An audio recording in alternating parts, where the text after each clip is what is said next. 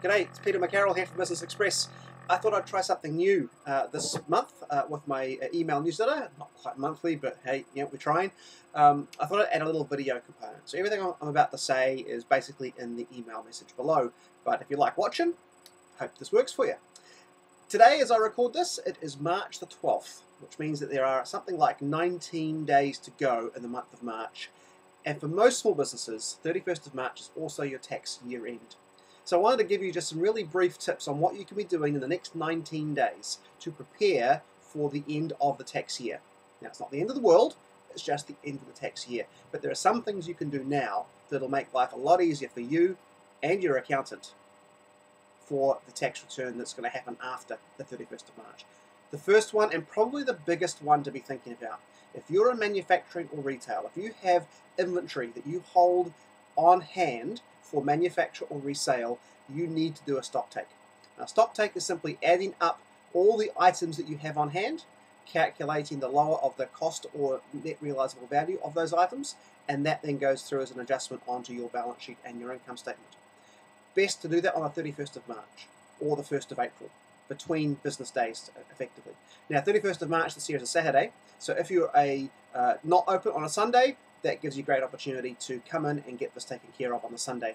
If you're a 24/7 or maybe a 7-day-a-week operation, then you need to be thinking about what you can do to make that stock take go easily. It might be making sure that things are packaged up into bundles so that on the close of business on Saturday night, you can take an extra hour and count everything. It might be slowing down your ordering before the end of the month. Lots of things you can do to make your stock take a little easier, but don't forget to plan for it. Now, if you have an auditor, if you're an organisation that has their accounts audited, you will probably want to speak to your auditor as well, because they might want to come and see and observe your stock take as well. Okay, number two, this is for companies.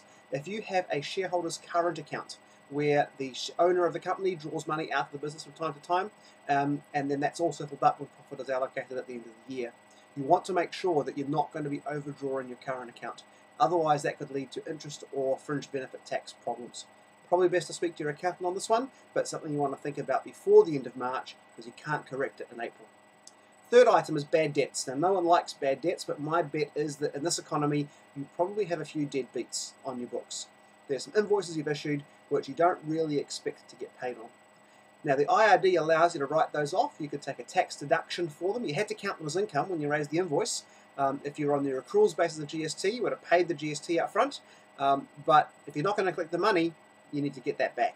But the IRD says that you can't get a credit for those bad debts or refund that GST if you're on the accruals method until you've actually made a decision to write that debt off.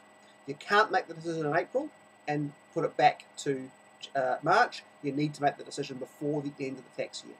Now, this doesn't mean that you're going to stop collecting the debt. All it means is that you have made a decision that this debt is unlikely to be collected.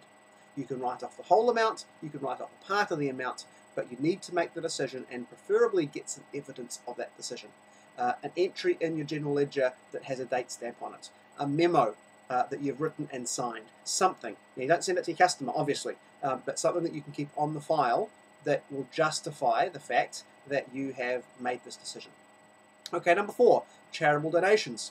Now, a lot of people make charitable donations, whether it be through your business or through your individual account. You can only claim a deduction or a rebate for cash donations. You can't claim a rebate for donation of goods or services, even if you discount it heavily. That's another topic. We won't talk about that right now. If you're thinking of making charitable donations in April, you might want to bring them forward to March. That will allow you to take the tax write-off in March, or if you're an individual, claim that rebate for the year ended 31st of March. If you wait till April, you'll have to wait an entire year to get the benefit of that deduction or that rebate. Fifth item actually, pay bills. Sounds silly, but if you pay bills before the end of March, it might give you a slight advantage. Now, this is not a big one.